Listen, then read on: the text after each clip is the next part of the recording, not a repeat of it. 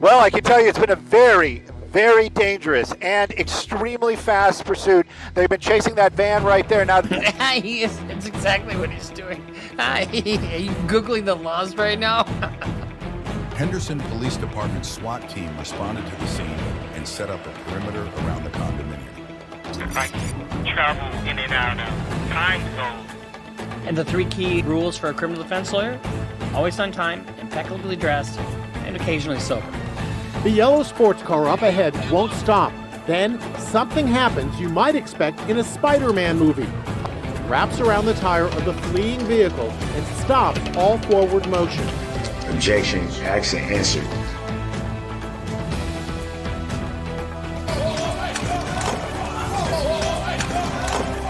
I mean, he leaps over the fucking bench. No, the thing is, that's my property. You have no choice. Actually, I do, because I found friggin' Xanax bars on your driver's seat. If you want to explain something, explain those. Cops get very frustrated when you don't answer the questions. No. Step back forward.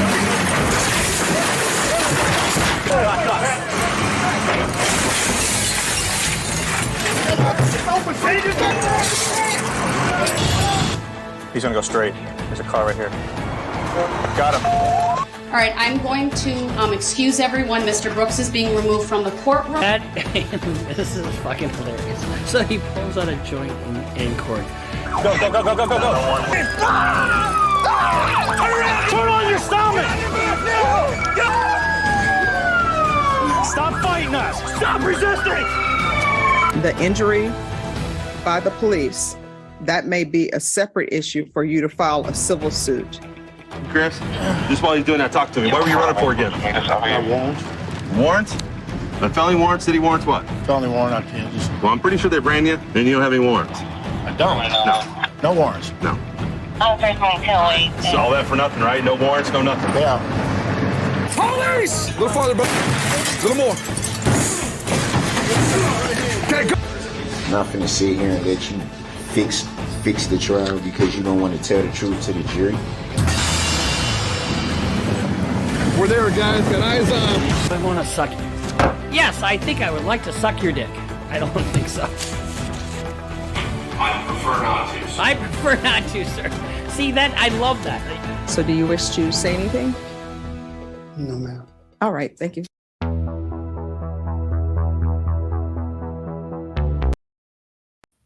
Hello. Welcome to the Defense Rests. We are back again. And lordy me, have I been a busy little beaver. You're welcome, Bri. You're welcome. You don't need any luck, though. You've got this in the bag. Karen Reid, Jen McCabe, the Alberts. I went into a rabbit hole that I just haven't gotten out of yet still. And I'm not even covering this case. I just happened to be watching it, and yeah, you know, when things spark your interest and it just happens. All right.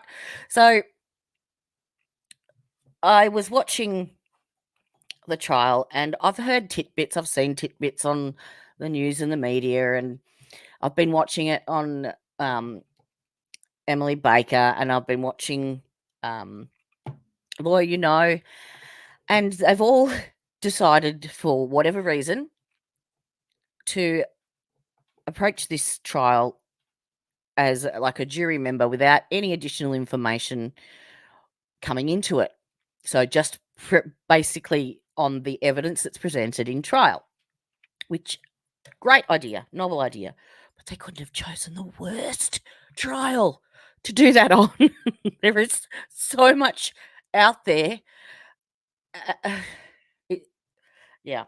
So I initially thought that this would just be a deep dive into Jen McCabe, because there was quite a few inconsistencies with her testimony on last Friday, being the last witness of the day, and she's still not finished. She hasn't, I don't think she's been cross-examined yet, but yeah, it's turned into a lot more than I'd bargained for. And I've spent hours trying to work timelines and stuff, and I've only gotten halfway through it. So this is going to be a part one of at least a 2-part series, I think. Hello, welcome, Still Human. Good to see you. Good to see you. Welcome. Thank you for coming. Hope you enjoy what we've got today. There's a little bit from everybody, basically. And because in my research, I've basically taken a clip from here and a clip from there, and all that's interesting. I need to put that in, and different watching trials and different hearings and motions, and so you're very, very welcome. Very welcome. So yeah, I need to give a good shout out basically to TURTLEBOY more than anyone, and of course Court TV.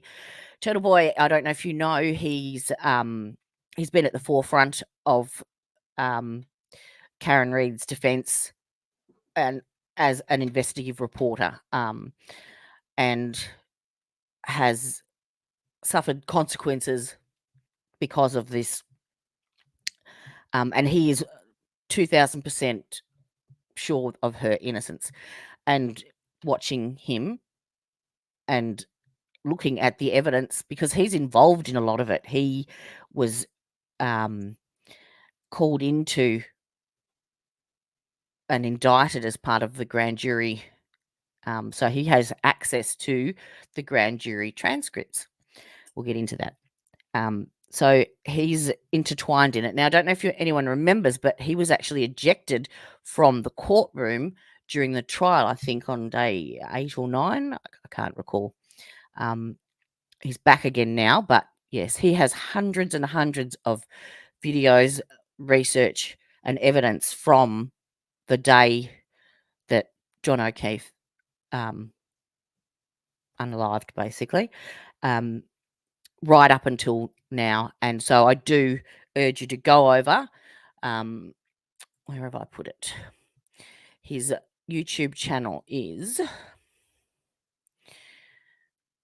wrong one.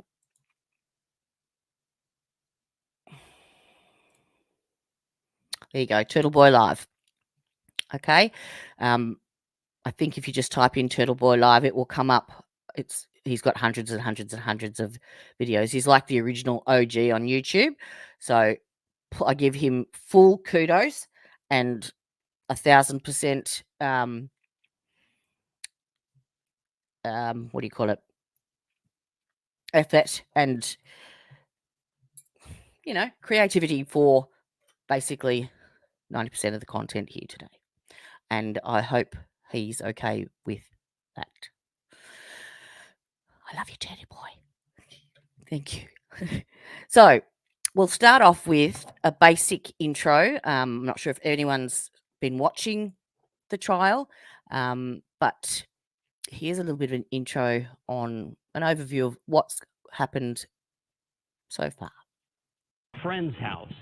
At this point, it's not clear how he died. O'Keefe was a 16-year veteran of the Boston Police Department. His girlfriend is now charged. It's loud enough for Karen everyone. Read led into court in handcuffs. She pleaded not guilty to second-degree murder. Reed was in a 2-year relationship with the officer. Last Friday night, say prosecutors, the couple went to 2 bars in Canton before being invited to an after-party at this Canton home. Prosecutors believe Reed hit him with her SUV outside the home of a Canton police officer after a night of drinking. Reed has spent much of the past 18 months in and out of court awaiting a trial date. I am disappointed in the rush to judgment against my client. I have an innocent client. Period. The defense has an alternative story about what happened here. The defense seems to be indicating that this was a police cover-up. I believe the evidence shows that she didn't hit him. Somebody being hit by a car does not look like they had been punched out by Mike Tyson. One of the relatives who was inside the party Googled how long to die in cold, hours before O'Keefe's body was allegedly discovered. We know he went in that house. This crazy story out of Canton, Massachusetts. That's TURTLEBOY. He immediately just went with the narrative that she did it. and they worked from there. I've never seen that many people at a pre-trial motion hearing. It was standing room only. Her defense team displayed this photo to the judge. They say the wounds seen on John O'Keefe's arm are not from Reed hitting him with her car. They say they are dog bites. Every single minute wasted going after Karen Reed is time that could be spent going after the actual people who killed her. Massachusetts State Police is involved. There are people that were in that house that are involved. I tried to save his life at 6 in the morning. I was covered in his blood. I was the only one trying to save his life. Family and my attorneys and my team have marshaled every resource to get to the truth. It just feels like no one else wants it. And she didn't admit to it. Karen Reed and her family will never, ever quit. Not until John O'Keefe's killers are brought to justice.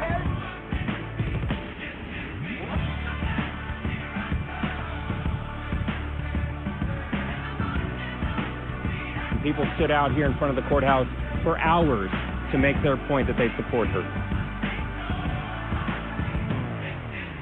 Massive silence, and we will continue on our journey for justice for John O'Keefe and for Karen Reed.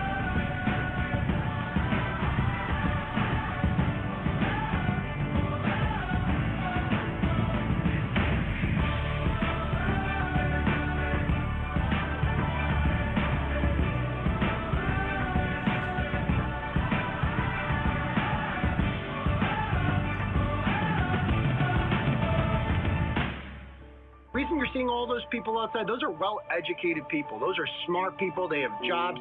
They are just outraged that the institutions that they have put faith in, these are people who have supported the institution of the police and the district attorney's office who feel lied to and betrayed. I've never written a story like this. Yep. So that's a basic introduction. Now, on that question right there, Bri-Bear, that's what's on everybody's lips. Now, if you've watched it, we're at, I think, day 14 of the trial. And I know that everyone is getting really, really frustrated with the questions that Lali is asking all the state witnesses and the repetitive and seemingly unnecessarily detailed questions that he's asking them. But there is a reason for that. Now, it's primarily because the FBI have been doing an investigation into the death of John O'Keefe. And they actually had a federal grand jury. I've had 3 of them. One was on the 28th of November 23, then the 14th of December, and then again on the 20th of December in 23. And that involved Colin Albert, Brian Albert, Elizabeth Proctor, the wife of Michael Proctor, who is the lead detective, I think, Michael Proctor himself, Jen McCabe, Matt McCabe, and Julie Nagel. Now, during that grand jury testimony, they discovered a voluminous amount of evidence on their cell phone extractions. So this is where all the messages are coming in, all the text messages, all the group chats, all the things that are just starting to sneak in now into testimony. And so the defense is trying to cover their asses by making excuses for certain behaviours. Like my best example that I could think of was Matt McCabe in his testimony last Thursday was asked a question about how his wife reacts in a crisis. And he stated that she's very calm. Why would you ask that? Doesn't seem like it's, an evidentiary question. Why would Lali ask him how his wife behaves in a crisis? Now, the reason for that is because when Jen and Kerry and Karen were in the car searching for John at 5:30-ish, between 5:30 and 6-ish in the morning, And they went via the Meadows and then came back to 54 Fairview. It was Karen that spotted John's body on the lawn out the front. And at that time she spotted that, she was actually on the phone trying to contact him. So she was in the middle of calling him. And she basically saw him and screamed, stop the fucking car. Blah, blah, blah, blah. That's him. I see him.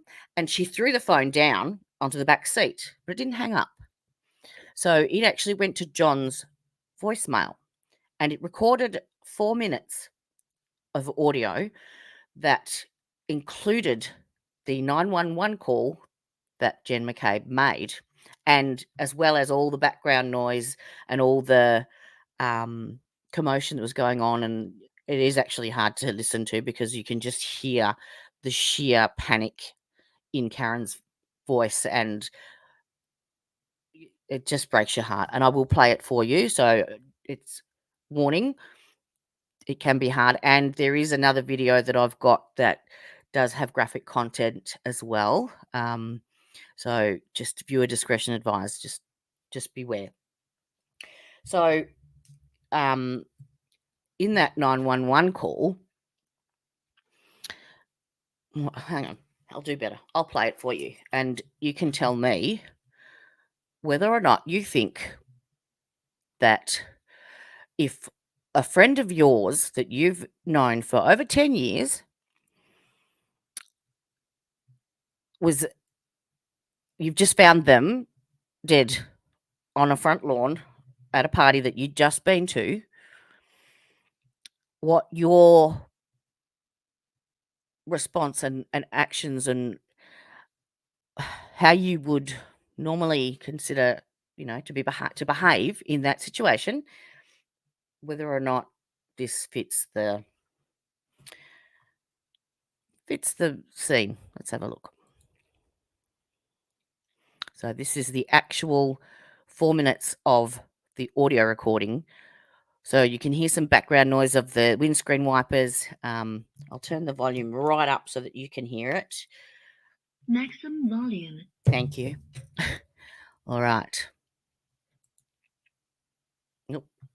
Wrong one. There. Yes, I need someone to be 34 Fairview Road, Vietnam. There's a man. So that's Jen McCabe. Yes, I need to report a man in the snow at 54 Fairview Road. I'll play it again.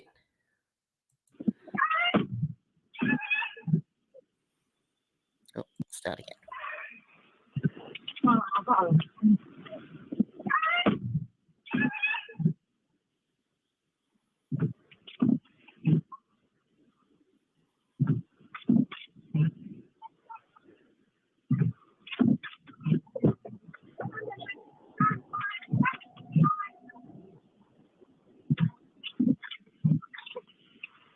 Yes, I need someone to be 34 Fairview Road, Vietnam.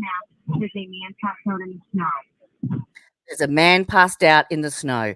Not a friend of mine is lying in the snow. Not a police officer is lying in the snow. A man is lying in the snow.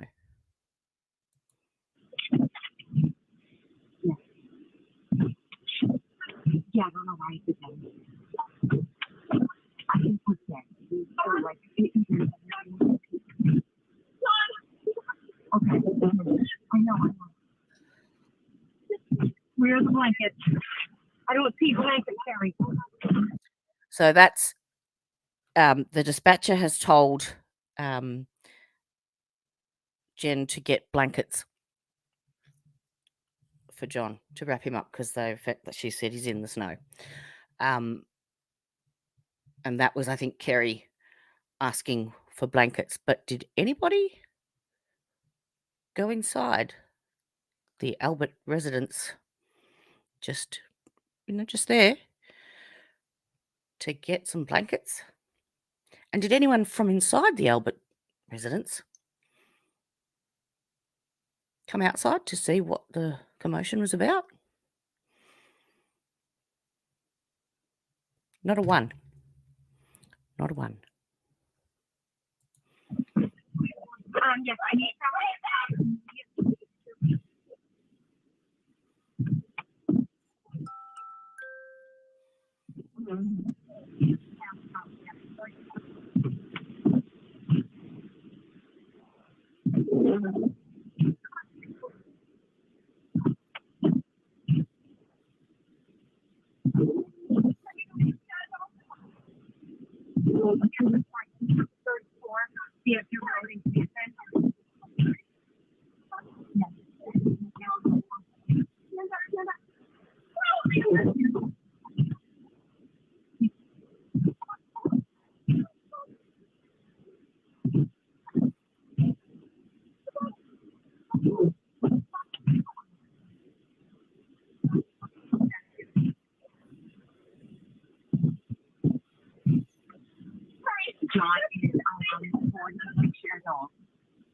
She says his name is John. He's 46 years old. She knows his exact age. Now, to that. He got out of the car. I'll play it again.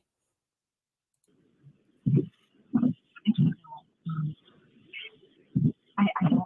He got out of the car and it could be an hour. Is he Carrie? He got out of the car. It could have been an hour.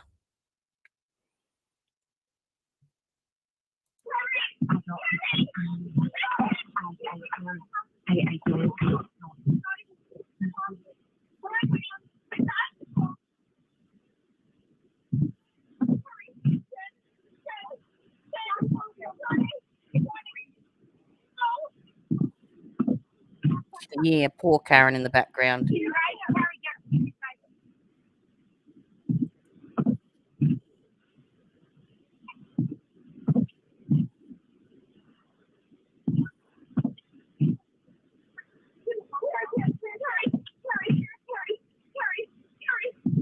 Listen to that panic. Can't fake that. I know. I'm on the phone with the ambulance. I know.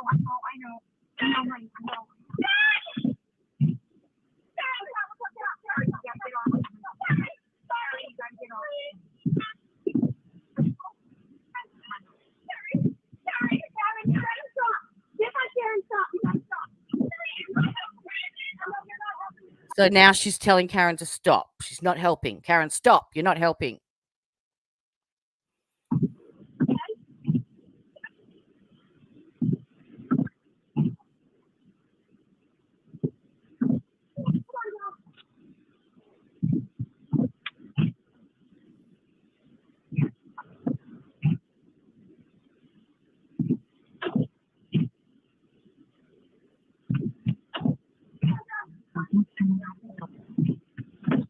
Has anyone heard her say here yet? Did I do it? Was it me? Did I hit him? I didn't. My microphone's droopy. I hate a droopy mic.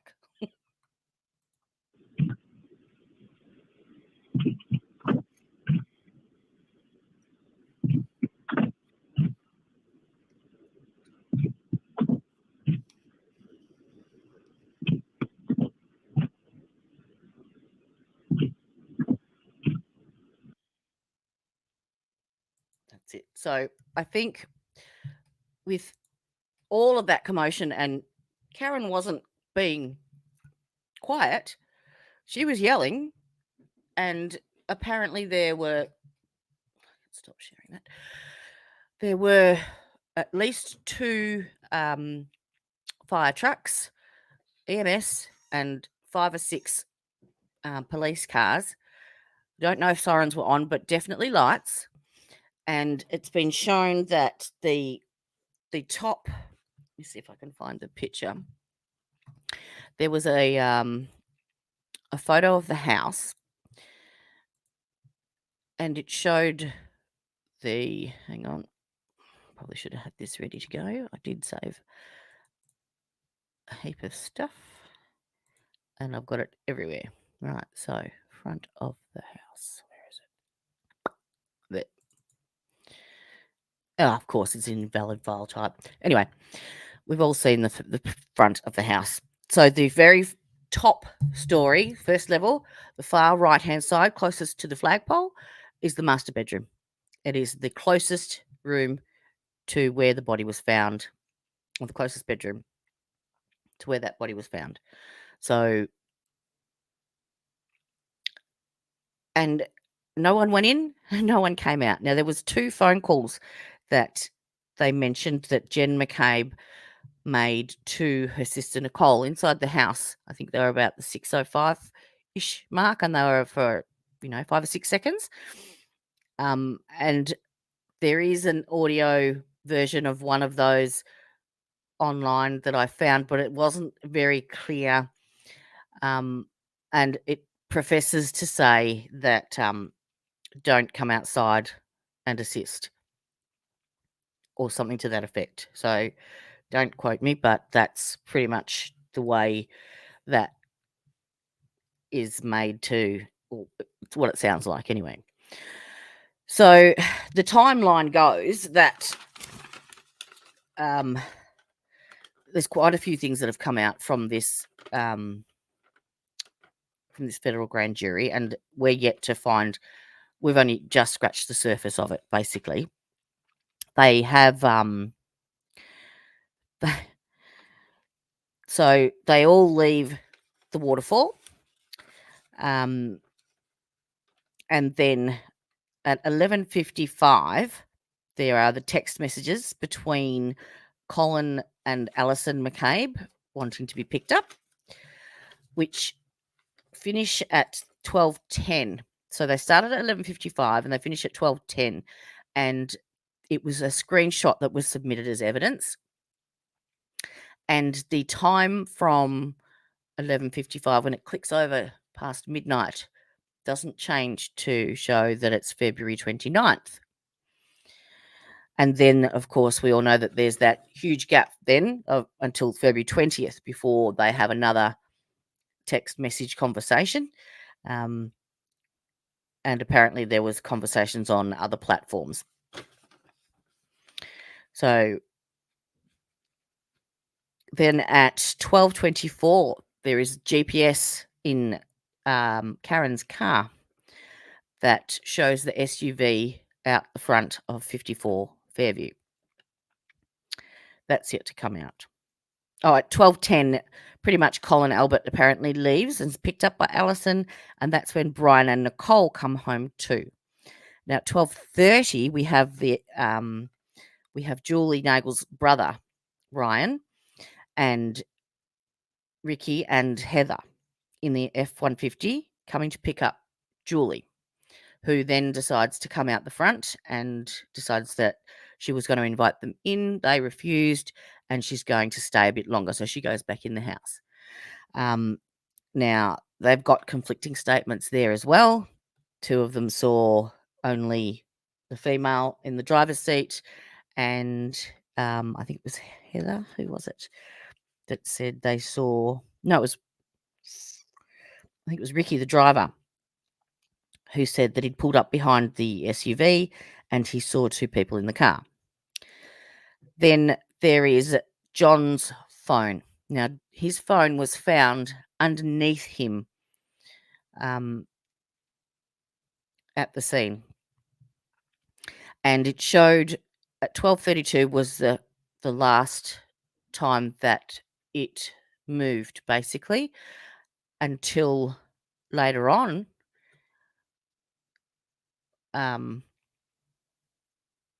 Earlier on in the morning, when he had already supposedly been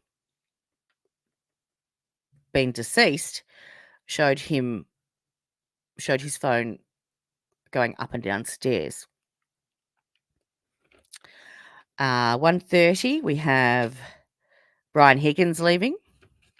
At 1:45, we have Jen and Matt McCabe leaving, and they drive Julie and Sarah home. And that's when Julie sees the black blob, but no one does anything about it. Between 1:45 and 2 a.m, Tristan Morris comes to pick his apparently high-maintenance girlfriend Caitlin up because she doesn't want to be caught in the blizzard. At 2:22, we have the Brian Albert and Brian Higgins butt dials.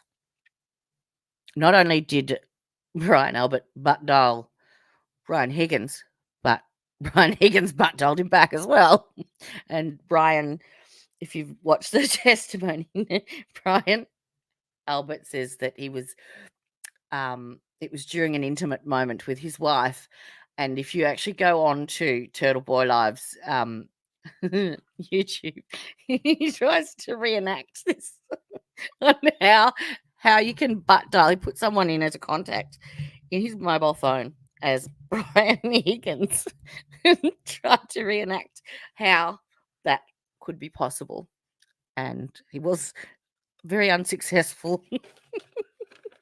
He doesn't do it like live or anything. It's to demonstrate. It's demonstrative. Okay.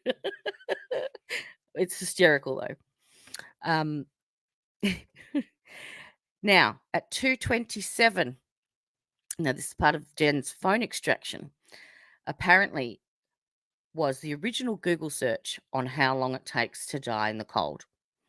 That was subsequently deleted, and then it was re-Googled with the same spelling mistakes on the same phone at 6:47 that morning.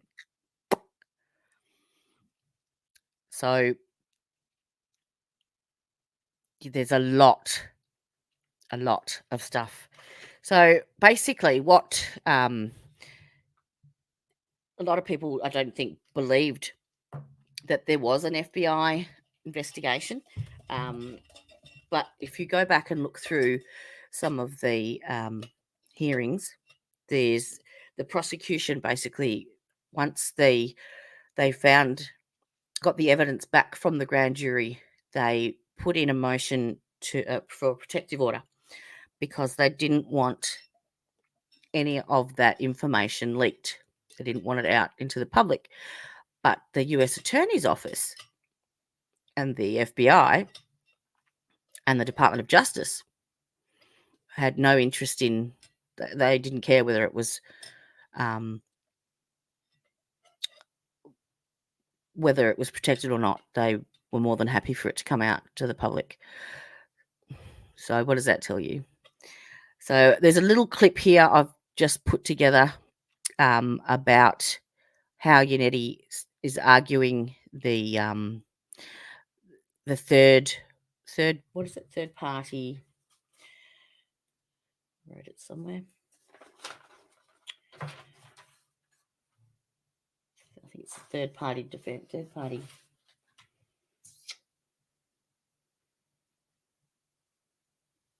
I can't remember now. My brain's gone Jen McCabe on me. How is this playing? Because now you guys have confirmed for the first time that there is in fact a federal investigation Third-party culprit into the investigation like of Karen Reed and the investigation of the death of John O'Keefe. Give us a little bit of the parameters of what this is about and what everyone is saying about that part of this case. Yeah, we weren't the first ones to report the federal investigation. That had been out there, but we were the first ones to confirm it. And the way we did that was interesting.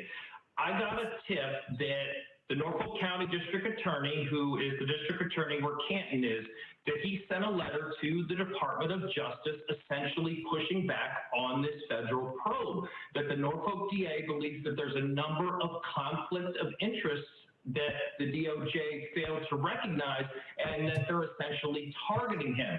So we did a public records request for that letter. And when I got the denial from the Norfolk County DA's office, they denied it, saying, hey, this is confidential information. We don't have to give it to you. That essentially confirmed for me that, yes, we do have this letter in existence. This letter is here. So at this point, where does everything stand? Do we have any idea whether or not people have been interviewed?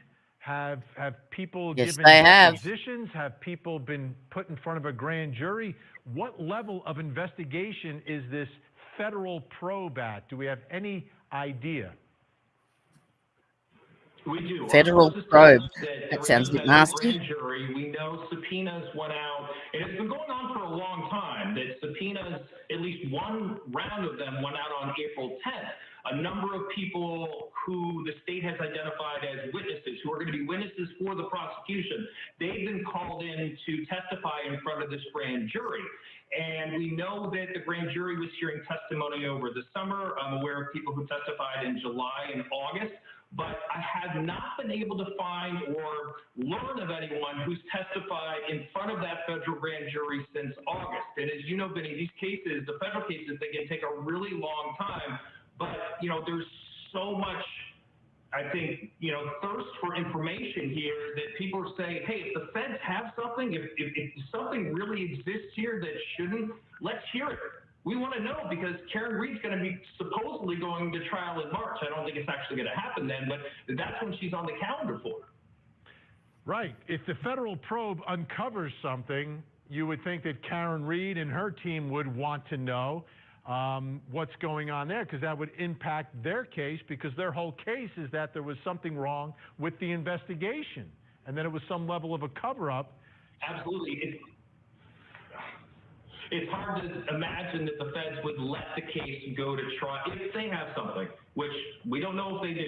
If they have something, that the feds would let the case go to trial and play out that way, and then, you know, bring a resolution after that. Or if there's indictments, drop indictments after that. It just seems that there is, the timing of this is super important, and I would wonder if the feds believe there is some pressure on them to wrap this up and reach a resolution. That was actually taken. That video was a few months old, a couple of months old. So, yeah, that's why it sounds a bit odd, because they hadn't gone to trial yet. So, yeah, they haven't got me past. I mean, they upgraded the charges as well, so they've got intent to prove now. So they haven't got past probable cause for me yet at all. Not even close. So what TURTLEBOY has done, he's come up with the top 50 reasons why Karen Reed is innocent, or what factors that you have to get past to actually come to the conclusion that she did, in fact, murder John O'Keefe. Now, again, I'm going to have to put this up because there is graphic content, both in language and in content. Okay, so just be advised. There is a couple of autopsy photos and some spicy language. They don't bother me, but it might bother you. Just saying. So this is I'm like, you know, we need to, these crusty panties of the world, it's like, for those who haven't read it, it's just good to refute them just with a nice bulleted top 50 list, right? 50 is a good number. 50 is a good number. So let's just run through it real quick. And keep in mind, you have to ignore not one of these, you have to ignore all 50 of them in order to believe that. I actually did start to write these out, and by the time I got to 46, I thought, I'm just going to record it. Karen Reed is responsible for this, okay? Because again, what we don't have is full proof of who killed John O'Keefe. We might never have that unless people start talking. Yeah, they're all sticking together. What we do have is pretty solid proof that she didn't do it. And let's just run through it. All these things that have to be ignored in order to believe it. So number 50, Michael Proctor interviewed Jen and Matt McCabe and Brian and Nicole Albert together at 11:30 a.m. at Jen's house. This is a fast fact that gets often overlooked in all this, is that this image right here was taken at 9 a.m. on the day John O'Keefe. Yeah, 9 a.m. Now, Jen McCabe has said that there was 6 inches of snow at 6 a.m., 3 hours before. And, yeah, the interview of the 4 of them together was done at Jen McCabe's house. Keefe was done. 3 hours earlier, his boss was found or his body, was found on that lawn.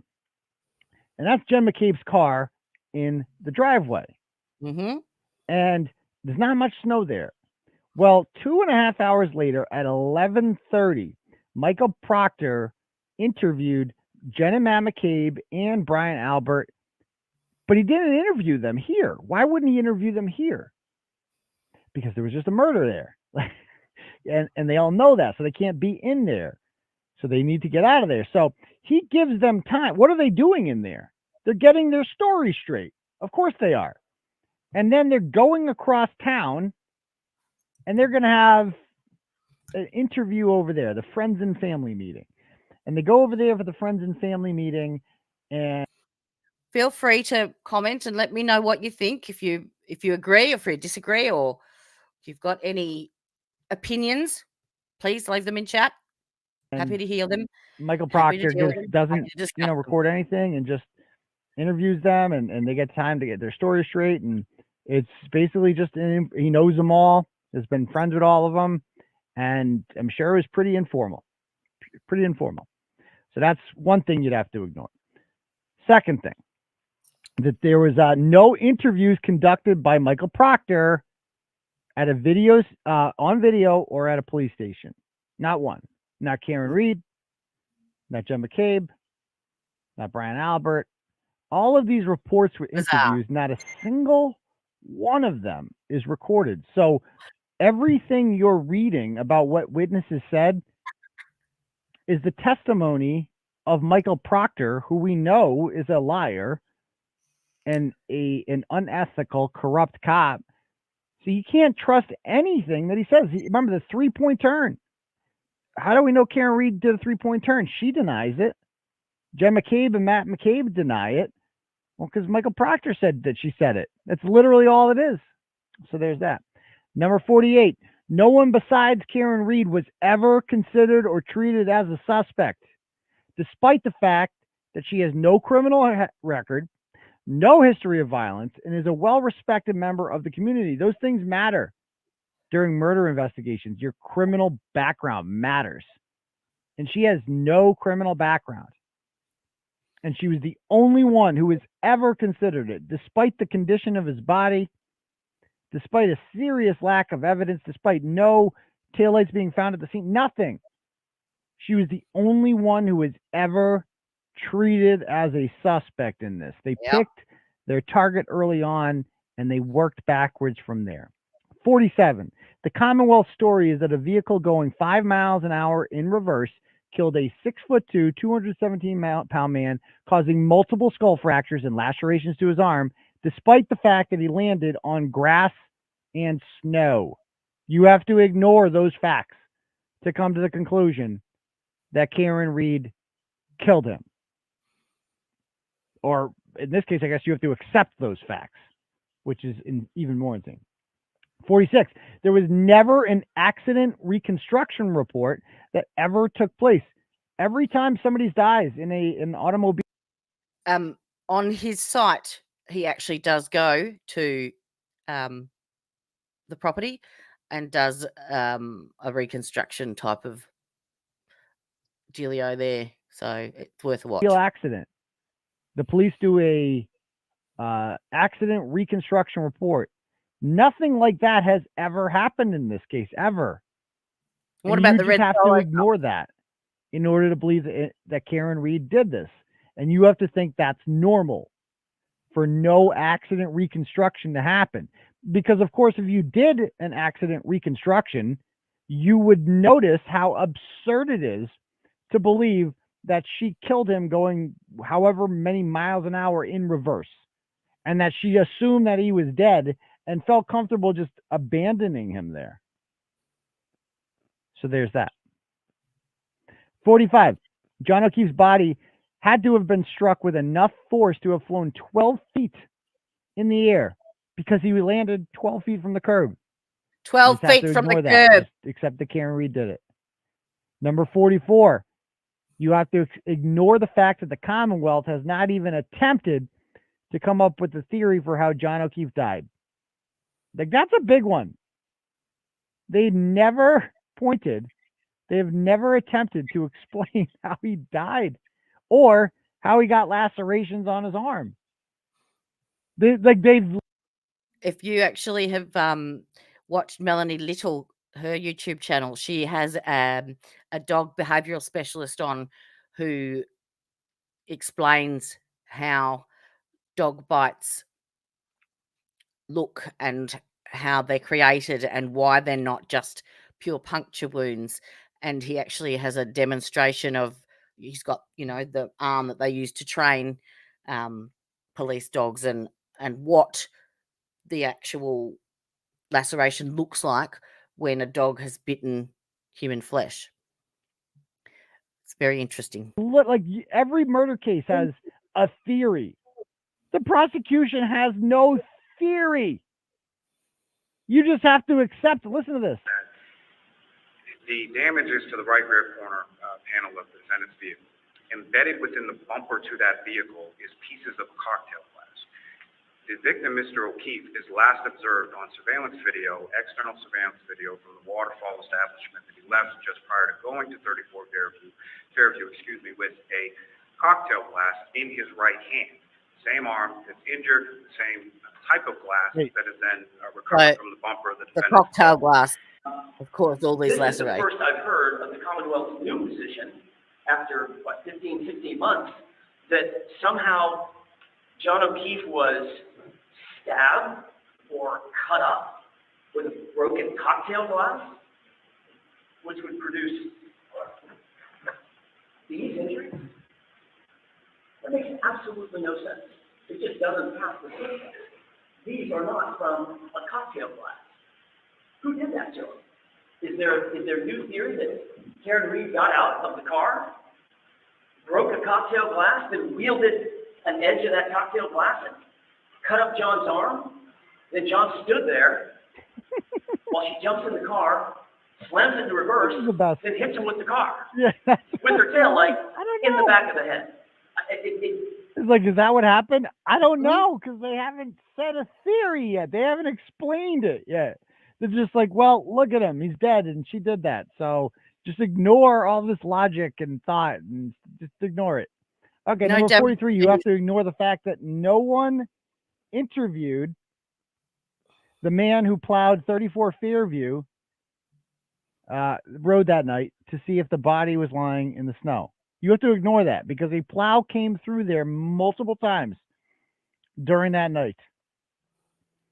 And somehow, we don't know who that person is. They were never interviewed because they would have seen a body lying there. They would have at least been asked, did you see a body, sir? But they didn't. And of course, they haven't even pursued this. You just have to ignore that. That would be like one of the first people you talk to. It's a town worker, and you just have to ignore it. Okay?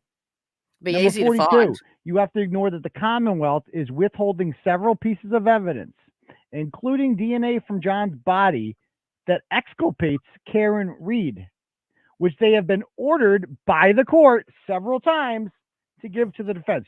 You have to ignore that and assume that it's... Say exculpates 20 times real fast without stopping. Exculpates. Normal for for the prosecution to ignore a court order to hand over discovery to the defense. You have to ignore that. Yeah, so there's that. Maybe. There is no evidence of snowplow clearing that street, except there is, my dude, because Darren, just know this, sir. I know shit that you don't know. And there's some shit I might know that sources tell me that I am not able to report yet. So just know that. There's some shit that I know that you don't know. So we'll get to that later. Anyway, back to this. Number 41. If Karen Reed killed John O'Keefe, you have to ignore the fact that she knew that the angry voicemail she left him, in which she said, I hate you, John, that would be used against her as evidence. You just have to ignore that. That they want us to believe that this woman killed him, and is like, you know what I'm going to do? I'm going to make myself look more guilty by leaving an angry voicemail. No, you know what a killer does? They leave like a message that's like, I love you so much, John. I would never do anything bad to you. Yeah. So you just have to ignore that. So that's 41. Number 40, you have to ignore the fact that every single person who claims that Karen Reed said, I hit him, is directly related to the Albert or McCabe families, because that is the strongest piece of evidence that they like to bring forward, right? That Carl Dugall mentioned when he was confronting her outside the courthouse. Why'd you say you did it? And Alan Jackson had to interrupt and say, she never said that. And who's saying that she said that? Is there any audio of her saying that? Any body cam footage of her saying that? Anything? Have we heard the 911 call? Have we heard the voicemail? Are there any voicemails left on John O'Keefe's phone from that morning, from the scene? I don't know. Maybe there is. Maybe we'll hear it someday. And maybe there will be information on there that you haven't heard yet that will blow your fucking mind. Let's just put it that way. Do I sound confident that Karen Reed didn't do this? Just understand, that's for a reason. That's for a reason. I would bet everything on this. Like, I would literally mortgage my entire business, my future, my reputation, everything on this. And what would you bet in return, Carl Dugall? Like, that's what I would like to know.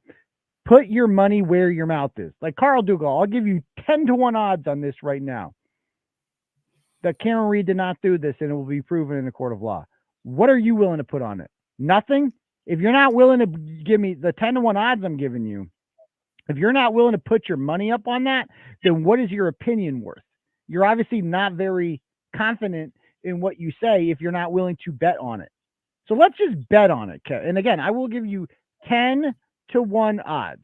That means if you bet $1,000, if we bet 1,000, I will pay you $1,000. We'll just, this will be the ratio, 1,000 to 100. So, all right, Aiden, we did it. Idea. I give you $1,000. If she didn't do it, you give me 100. That's pretty good. We can increase the numbers for that. We could do, 10,000 to 1,000. We can go 100,000 to 10,000. Whatever you want to do.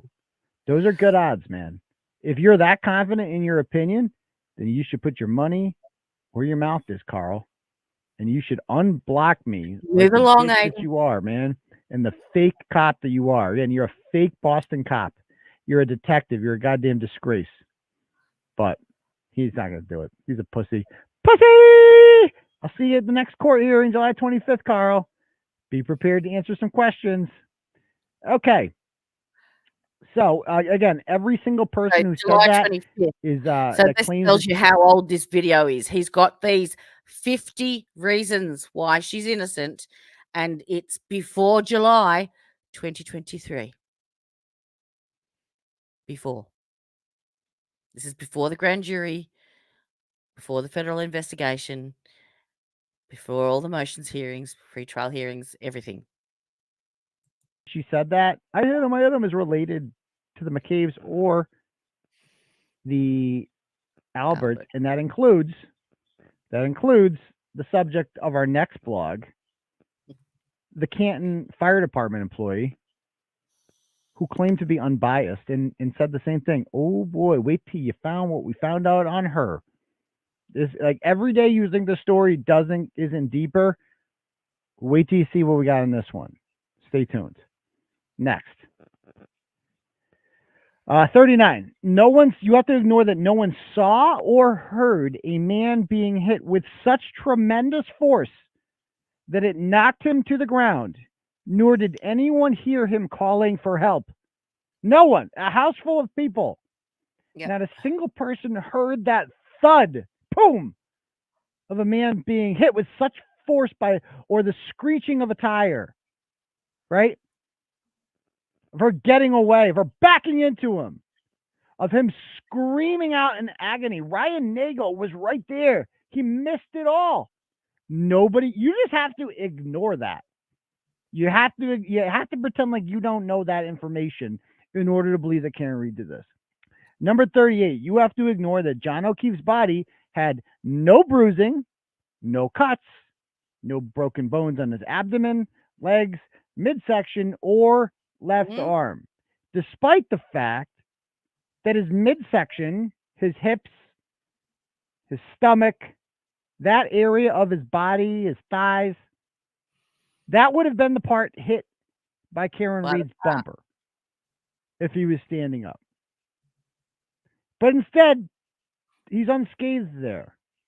The only damages to this man's body are the skull fractures to his head, the eyes popping out, the laceration in the back of his head, and the 7 or 8 parallel cuts on his arm. You just have to ignore that. You have to ignore all that to believe that Karen Reed did this. 37, you have to ignore that Jen McCabe claims to have not seen a 217-pound body laying in plain view, illuminated by snow and obstructed by nothing at 6:03 a.m. while riding in the front seat of a car, specifically looking for a body. It's not like one of those things where you're just out looking, checking your phone and shit. You're out there looking for a body. That's what you're doing at that time. It'd be the first thing you see is this freaking gigantic, clump of humanity lying on a front lawn, the same front lawn of the house where you left. And apparently Karen was saying in the car, did I hit him? Right? That's what Jen said. Wouldn't that be the first thing you looked if you thought that Karen hit him? Right where she left him? You told the police that you saw her at that spot, but yet Karen was the only one who saw that. We went and we recreated the scene. That's what it looks like. That's what they would have seen, except it would have been more illuminated with the 1 or 2 inches of snow. So there's that. You just have to ignore that. You have to ignore that. You have to ignore number 36, that Jen McCabe, Matt McCabe, Julie Nagel, Sarah Levinson, Colin Albert, whoever drove Colin Albert home, Brian Higgins, Brian Albert Jr., and whoever else was inside 34 Fairview Road and left that night, somehow did not see John O'Keefe's body on the front lawn, despite less than 2 inches of snow falling. You have to ignore that not a single one of those people saw the body there. Oh, but it's a conspiracy, Turtle Boy. How could they all? Surely, if one of them saw the body, someone's going to say something. Well, maybe the body wasn't there yet. Yeah, you're onto something. You're so close. You're so close to getting it. What's the next step there? What's the next step? Next, you have to ignore that a pool owned by Tim Albert at the home where all the Alberts gather was filled in for no apparent reason 1 week after the Alberts were named in court for the first time as potential suspects by Karen Reed's defense attorneys. And you have to think that that's normal. You just have to ignore that and not think that's strange at all. Number 34, you have to ignore that Jen McCabe Googled how long to die in cold at 2:27 a.m., despite telling police that she believed John O'Keefe had gone home with Karen Reed and had never been inside there. You just have to ignore that. Pretend you didn't hear that. No, I didn't. I don't know anything about a Google. No. And you ask these people, the Carl Dugals of the world, about the Google, and what do they have to say? They say nothing. You know what they say? You know what the prosecution has said? Is that, she was on another browser for Ozone basketball. Well, guess what else I found out today about that? Yep. As an emailer points out, let me read this to you. This is good stuff here. I love record. Oops. This is when she gets up and she says her excuse for being on the phone at 2:27 in the morning was that she was looking up the scores of her daughter's basketball team. That's what he's talking about. And I've lost the exact place where I've lost the spot. Bugger. That means if you bet $1,000 screaming out in agony, Ryan Nick, his stomach, that area of at 6:03. So close. You're so close to getting it. What's the next step there? What's the next step? Next, you have to ignore that a pool of the world about to Google, and what do they have to say? They say nothing. You know what they say? You know what the prosecution has said? Is that, oh, well, she was on another browser for Ozone basketball. Well, guess what else I found out today about that? As an emailer points out, let me read this to you. This is good stuff here. I love TURTLEBOY. Ozone basketball. They go, have you actually checked out the Ozone basketball website? And the answer is no, I have not. Right. I've never checked out the Ozone basketball website. And they go on to say, because remember, they said that she was checking scores on there at 2:27 in the morning. So she could not have Googled it because you can't have more than one browser open at the same time. That's what they want us to believe. But as ridiculous as that sounds, what's even more ridiculous is the fact that the Ozone website does not have scores or schedules on the site. And I went and verified that. They don't. There's no scores or schedules on the Ozone basketball website. Additionally, Ozone basketball does not have winter AAU. They only have fall and... So not only does her daughter's basketball site not have any scores to look for, but they don't have a season in the winter. So her daughter wasn't even playing.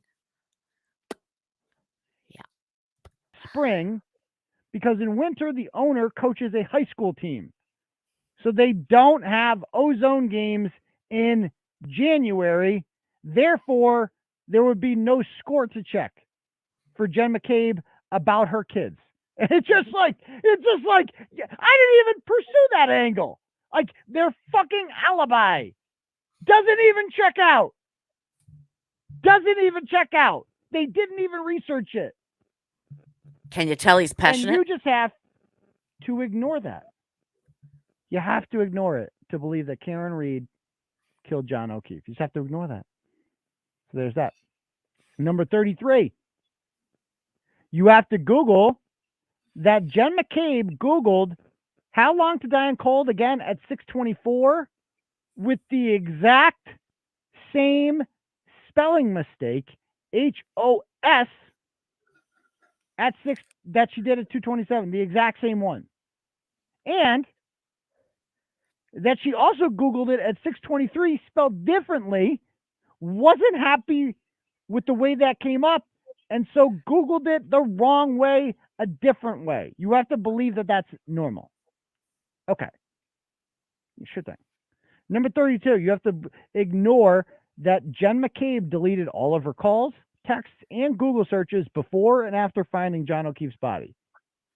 That's nothing else. She called people all day. She didn't delete any of those, just the ones right before and after finding the body. She also deleted a screenshot of Brian Albert's phone number and a Google search for how long to digest food, which could be used by a pathologist to determine time of death. You just have to ignore it all. Number 31, you have to ignore that Jen McCabe called John O'Keefe 6 times in a panic between 12:40 and 12:50 a.m. Despite having no reason to believe that anything bad had happened to him. And despite claiming that she saw Karen Reed drive away at 12:45. So wouldn't she have assumed that he just went home? Isn't that what she told the police? So why is she calling him like he's missing already at between 12:40 and 12:50? You just have to ignore it. So there's that. Next, you have to ignore that the Commonwealth claims that Jen McCabe never Googled how long to die in cold at 2:27 a.m., but then filed a motion to cancel an evidentiary hearing where Adam Lally could have cross-examined forensic expert Richard Green, who claimed that she made and then deleted that search, as well as the other incriminating calls and text messages. You just have to ignore that. I mean, that's wild. The Commonwealth is stating, no, those Google searches that your expert pointed out, those aren't real. And instead of proving it by cross-examining him, we're just going to cancel the hearing altogether. And there's nothing shady about it. You just have to ignore it. That's a normal thing to do. Reminds me, like, remember in My Cousin Vinny, another reference to this. What happened in that? Like, who saved the day in that movie? Mona Lisa Vito did, right? Marissa Tomei. And she got up there and she explained her expertise as a mechanic to the prosecutor. The prosecutor wanted to, how do they say it? Voir dire, whatever you want to say. Question her to see what she knew about it. If that was Adam Lally, what would he have done? He'd be like, I'm just canceling this. We're not doing this at all. What? You can't speak, expert. No. So she just doesn't get to talk. Top dead center. Yeah. The defense is wrong. The defense is wrong. I love that movie. Okay. Next. Cause attraction. 29. Trooper Nick. You have to ignore the Trooper Nicholas Guarino's extraction report intentionally left out all of Jen McCabe's incriminating Google searches that directly inculpates her. You just have to ignore that. That the information that they gave the defense was missing all of this shit. And you have to think that's normal. Okay. You have to ignore that the Commonwealth's only explanation for her 227 Google search was that it never happened because she was on Ozone Basketball, which we now know, checking scores, which we now know couldn't happen because they don't have scores on there. Number 27. You have to ignore that Colin Albert called Tom Beatty's daughter, Erin, at 12:33 a.m. to ask for a ride home. You just have to ignore that.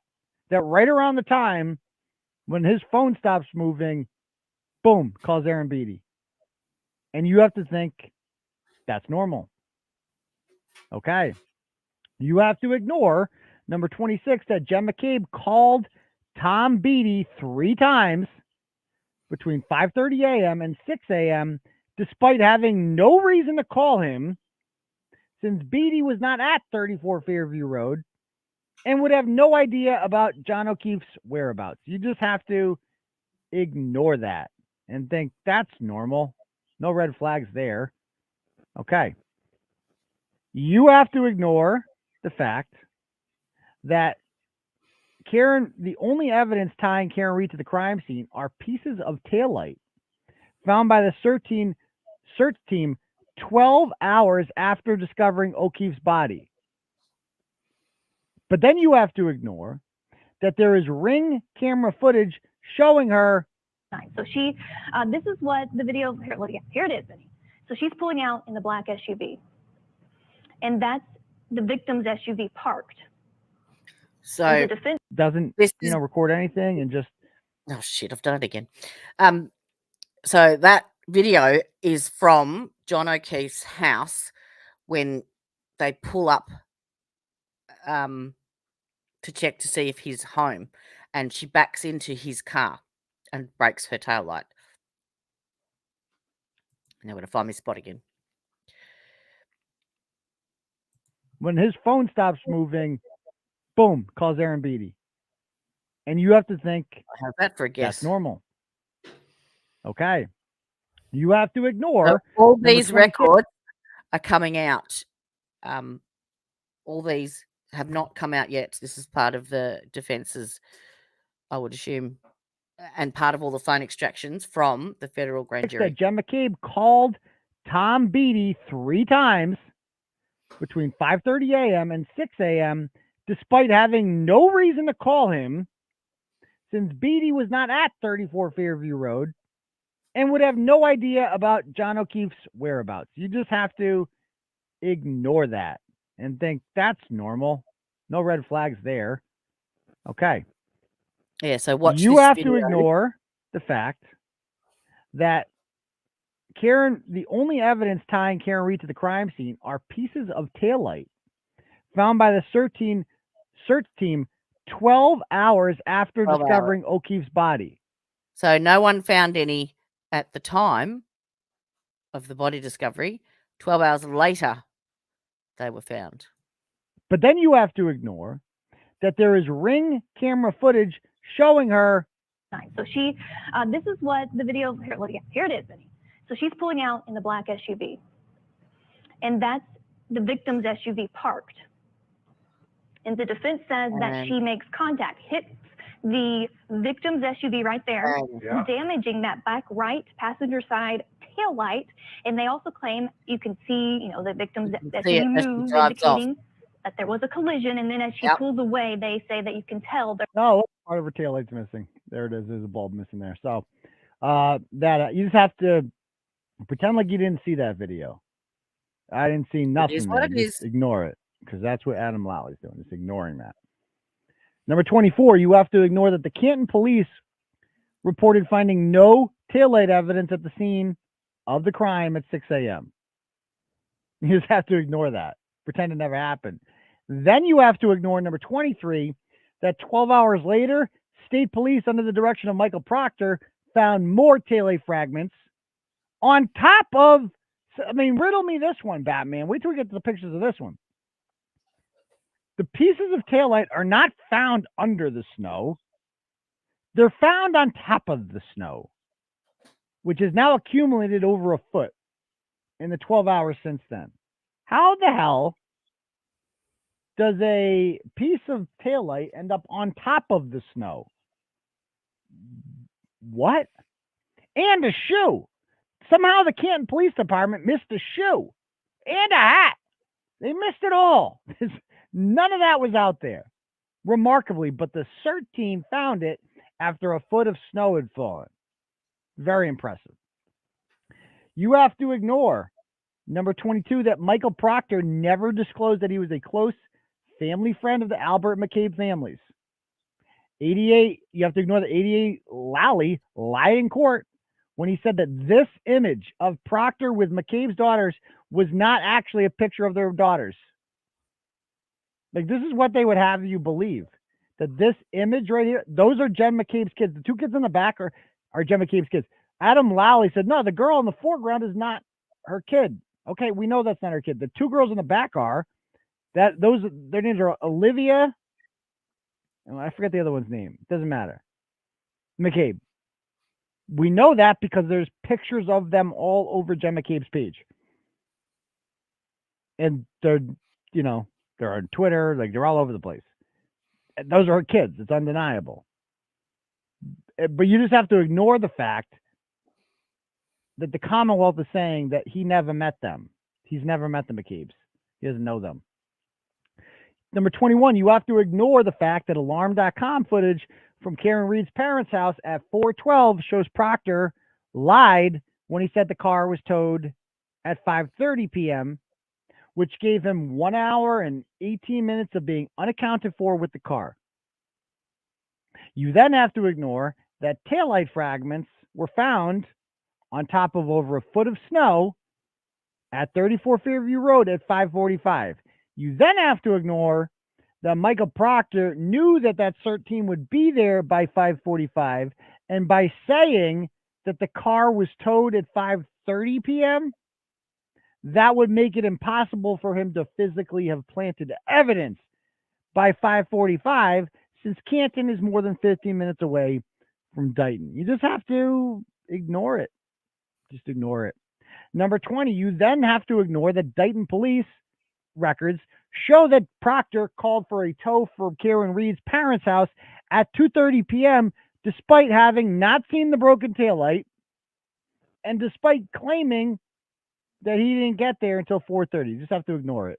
He's got all evidence to You support then have this. to ignore that Michael Proctor misspelled the names of 5 witnesses wrong, all of whom were in 34 Fairview Road that night, including the homeowner's daughter, a nurse, the daughter of the town administrator, and Brian Albert Jr.'s girlfriend.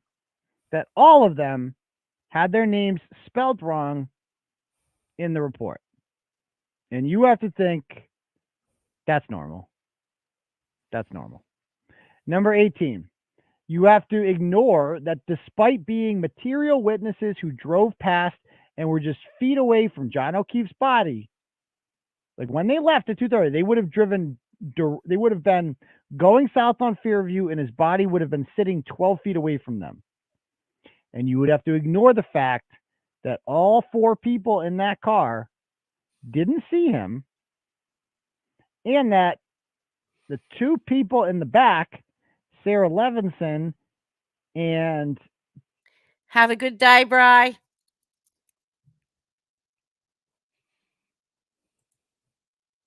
Julie Nagel, were never questioned by police until over a year afterwards. And you have to think that's normal.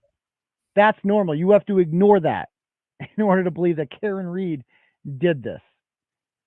Number 17, you have to ignore that this loser, Police Chief Ken Berkowitz, found taillight fragments from a moving vehicle a week after the incident at 34 Fairview Road. You then have to ignore that he contacted a reporter on February 1st and asked that reporter to remove a tweet that contained factual information that O'Keefe's body was found on the front lawn of Brian Albert's house because Brian Albert was a, quote, pillar of the community. You have to ignore that and think it's normal. Okay. Number 16, you have to ignore that despite a night of drinking, that Jen McCabe's Apple Health data shows her moving around the house until 4:53 a.m. until she got a call from Karen Reed. You think that's normal? You have to ignore number 15, that Ryan Nagel told police that Karen Reed was alone in her car after he arrived at 34 Fairview Road just seconds before she got there and dropped John O'Keefe off. You have to ignore that his testimony said that she was sitting in her car with the interior light on so he could fully see it, and her hands were a 10 and 2, and that John O'Keefe was not in the car, was not on the ground around the car. Where was he? And you just have to ignore that testimony in order to believe that Karen Reed did this. You have to ignore number 14, that both Jen and Matt McCabe claim that they saw Karen drive south on Fairview Road, which means that she never did a 3-point turn. Just ignore it. Number, let's see. What is somebody asking me? Hold on one sec.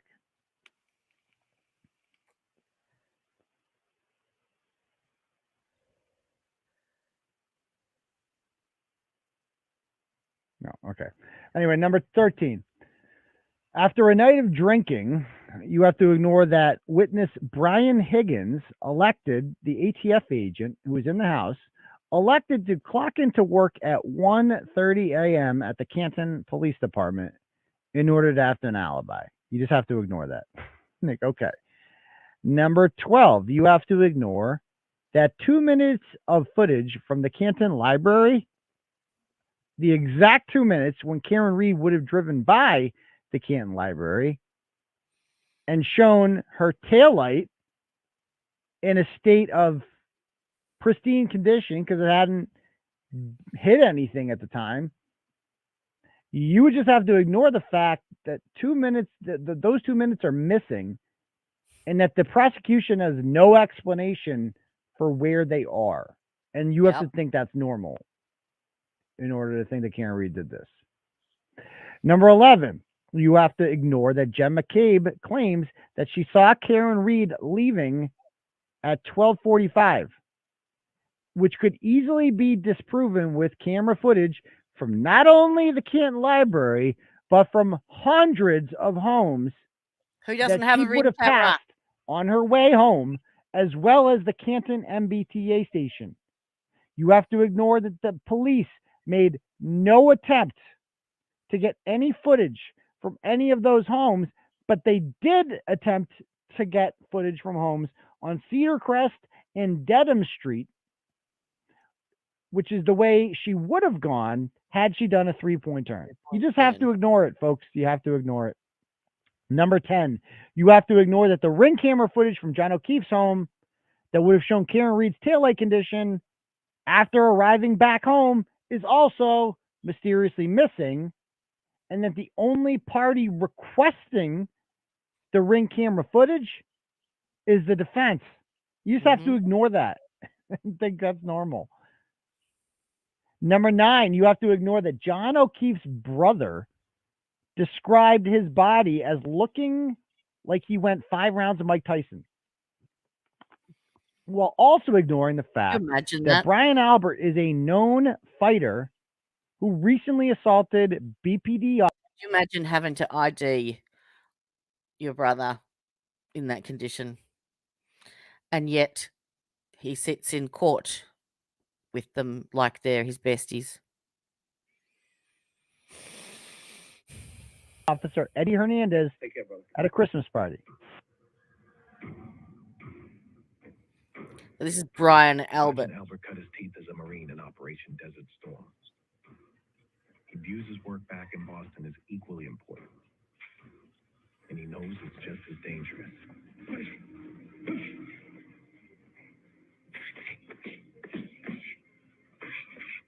In order to make the cases on the suspects who are selling drugs, you have to have undercover police officers actually going out, posing as buyers.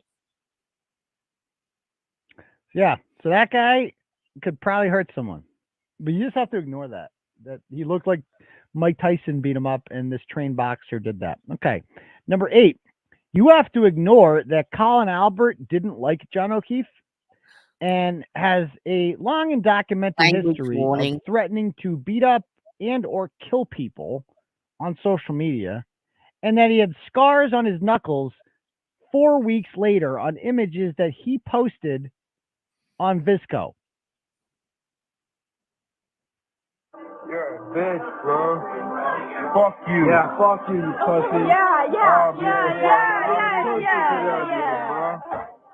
Clean cold, boy. You be knocked out. KO. Bang, bang. Bang, bang. Bang, bang. Yeah, you just have to ignore that.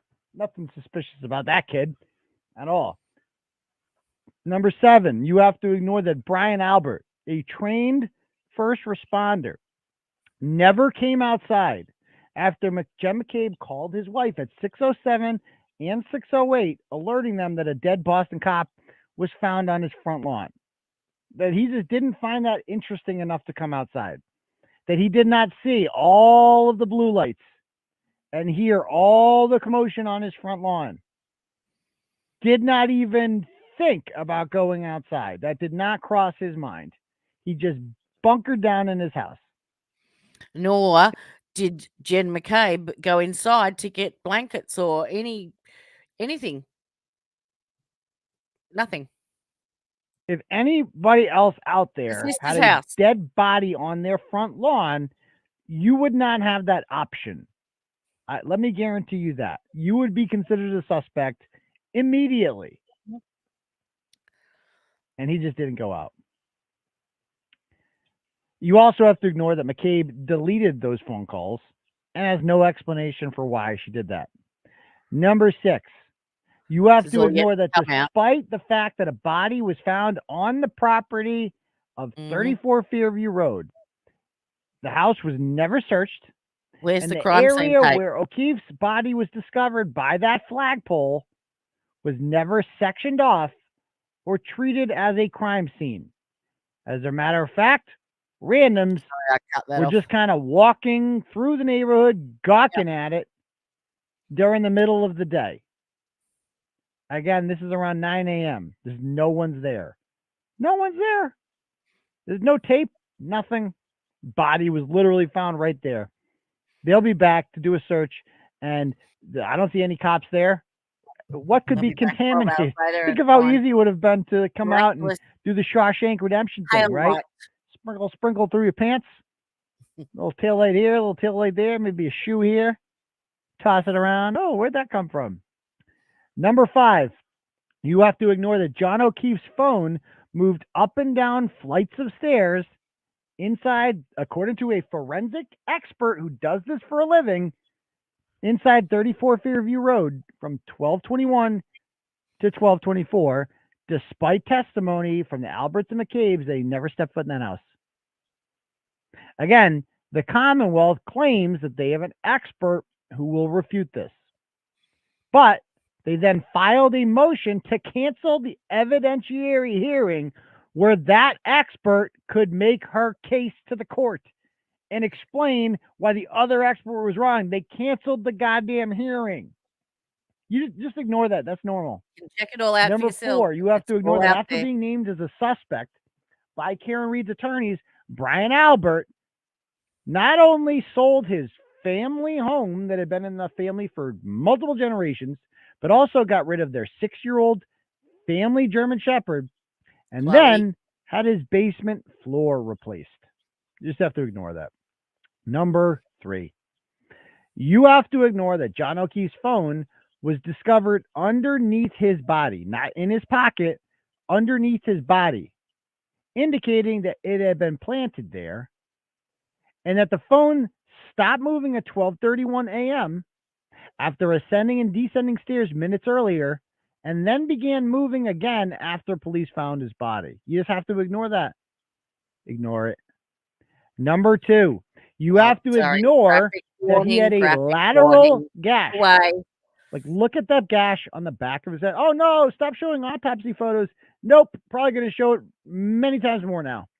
Oh, no, but it's shocking. What about his family sees that? Oh, good, I hope they see it. I hope they do see it. Because when they see this, they'll know that Karen Reed couldn't do this because they're not retarded. I got another message today from a nice lady who asked me to stop saying retarded. I can't do it. And I'm not going to stop saying cunt either. It's just a word I use. Sorry. You'll be okay. But again, this, you have to believe that Karen, this do that. laceration to the back of the head, which looks to be in the shape of something linear, right? Like that's not a stab mark. That looks like somebody took something blunt and flat, like, I don't know, a weightlifting weight, something like that, and hit him in the back of the head, causing a skull fracture and causing his eyes to pop out. But you have to ignore that and believe that somebody going 5 miles an hour in reverse could cause that damage. And then the body fell on snow and snowy grass, and somehow snowy grass caused this. Snowy grass caused that. And he was hit with such force and such speed, but not a single person heard the thud, despite the fact that cuckface Matt McCabe, who sits in windows at parties and watches traffic, didn't see any of this. Just didn't see it. Okay. And you have to believe that that's not a defensive wound. And that is road rash. That is, what is that? You have to believe that that's blunt force trauma that did that. Okay.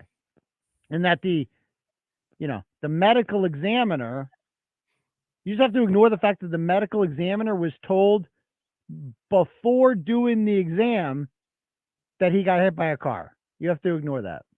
And finally, you have to ignore his right arm being covered in lacerations, and that the medical examiner who examined his body 4 days after he's told he died ahead of time that he was struck by a car. You just have to ignore it all. And then, and only then, can you reach the conclusion that Karen Reed killed John O'Keefe. You have to ignore all of those facts. So there you go. This is all yet to come. Conspiracy in Canton.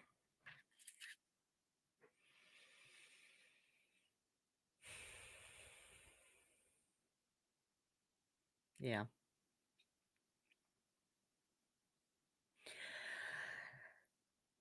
Not good. Not nice.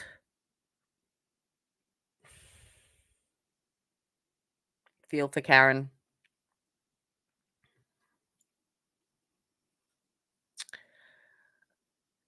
Yeah. There's also talking about the lacerations again on John's arms. If you go on to Melanie Little's YouTube channel, she has a dog expert who trains dogs and teaches police dogs how to bite. I can take that warning down now.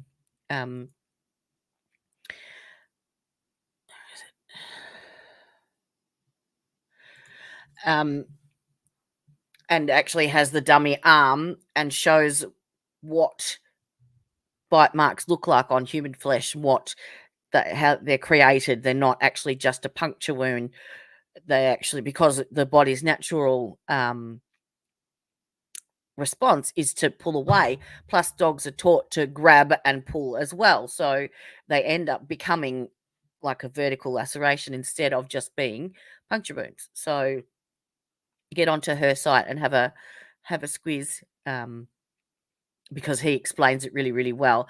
And kudos to TURTLEBOY. Like those 50 reasons that he just explained were well over 12 months ago. So he's known for a long time and has had a lot of has gathered an immense amount of evidence and has been involved in it from the beginning, basically. And along with a retired DEA agent, the two of them sort of collaborated together initially because they both complemented one another. TURTLEBOY, who's also, his real name is Aiden Kearney, had the investigative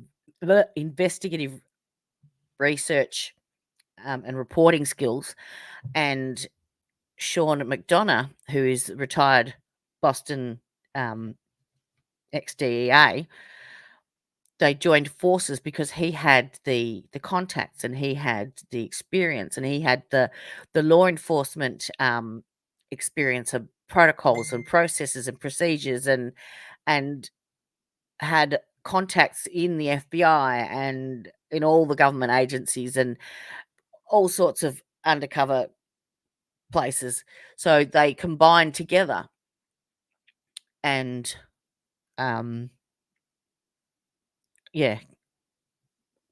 gathered all of this information that is still yet to come. We will find out. It will come to light, and hopefully